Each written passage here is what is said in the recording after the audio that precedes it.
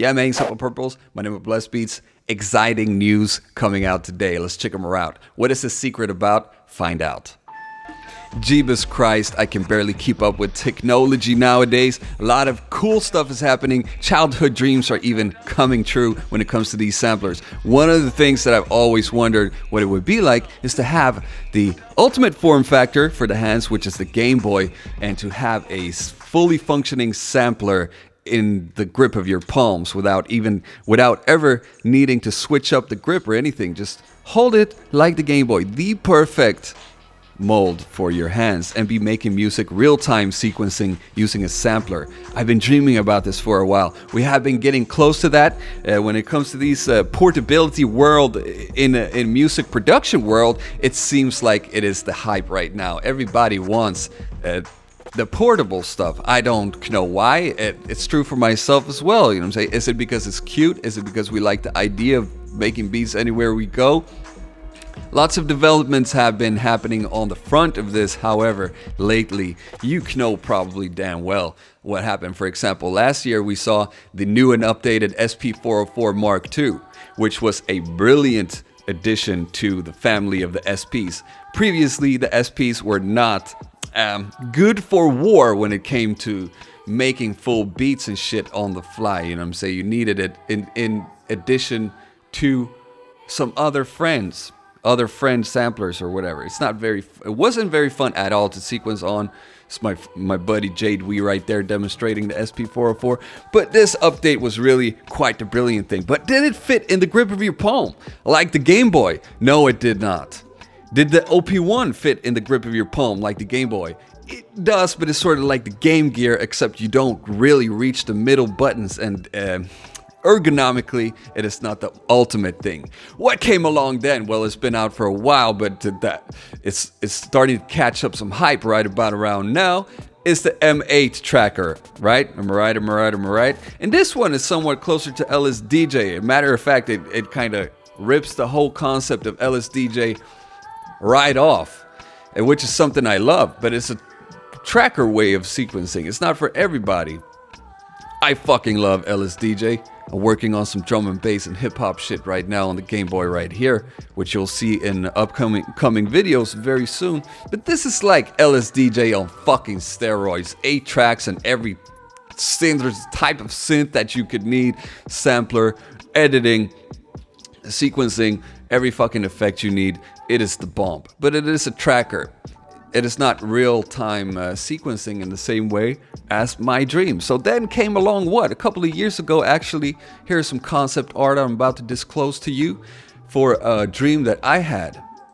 Wow. You can see this quality right here of the prototype. This is very reminiscent of the Game Boy, except you have 8 pads down there to thumb drum with, and you can edit the samples, sort of like the contrast and volume on the Game Boy right here. Start point, end point, never switch up the grip. F1 to F4 for different functionality buttons right there under the screen. 2 trigger buttons on the back to do alternative functions such as fast forwarding and rewinding, for example, in the sequencing mode. And in the back, you can see all the ins and outs. Wow, this is genius. I don't know why it hasn't been made yet. Probably because I'm not a engineer. However, now comes very exciting news. Sonicware, known for the ELZ1, for the live and bass and beats, which I'll be covering very soon too on the channel. They have something interesting coming out. Let's check around and see what the fuck this is about right here. The SmplTrek, Sonicware SmplTrek. This looks dauntingly similar to my dream idea. Check them out. We have sample editing screen right there. 4 knobs, A, B, C, D. I don't know what they do. Probably have different functions for depending on which menu you're in. Context dependent, you know what I'm saying? We have the D-pad to the left. We have the clear and OK buttons, which are pretty much the A and the B on the Game Boy.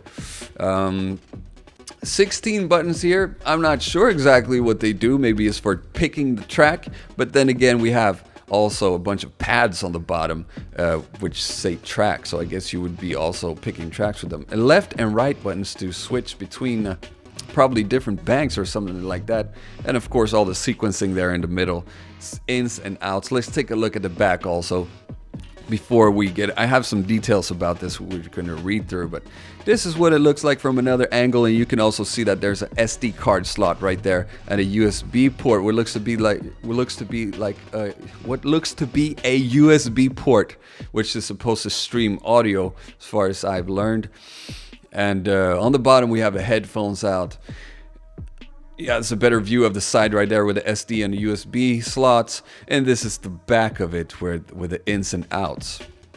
MIDI ins and outs, quarter-inch inputs and outputs, electricals, inputs, DC 12 volts, and a power switch. And there's the bottom right there. So this is looking pretty interesting, must I say. I want to see this thing in real time in action and all of that. And compared to the other big boy companies, you know, Roland, for example, the design maybe is not up to par with that. It's not that super high quality mega designer wear stuff, but it looks very interesting. And the Dirty Wave design is sleek as a motherfucker too. So that, I mean, but still, we don't know what power this holds right here. The main thing is it's supposed to fit in the grip of your palms. So I'm very curious, very excited to see what power this little unit holds. I was a big fan of the ELZ1, extremely powerful synthesizer. Don't let the format trick you. Same thing here. I'm not going to let myself be tricked by how it looks. Let's see what it actually does. Easy sampling, one-touch sample recording. Auto slicing can quickly split samples across the pads. Time stretching can adjust the sample's tempo to match your song. Pitch changing functions can keep your samples in key. Flexible song making. Each song project has 16 scenes. One scene contains 10 sequencer tracks, 3 additional audio tracks for longer recordings such as vocals and guitar. Effortless music streaming. With a single USB cable connected to your smartphone or PC or Mac, you can stream full quality audio to audiences all over the internet.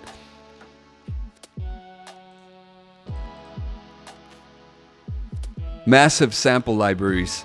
Find inspiration for your next song with 500 plus high quality sample sounds. 30 internal DSP effects.